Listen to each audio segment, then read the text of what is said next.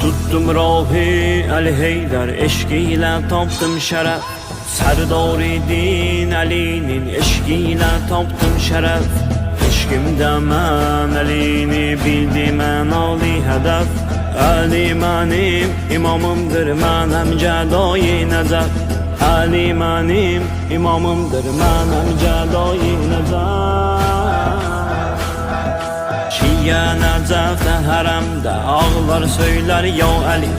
Kuyində mehmanın ola zəvvar söylər ya Ali. Feyzindən hər kim lütf alıb əla söylər ya Ali. Bir gün hakkın rahın tutup dünya söyler ya Ali.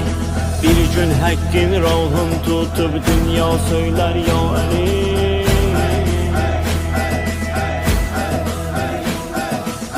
Hadi Veliyullah,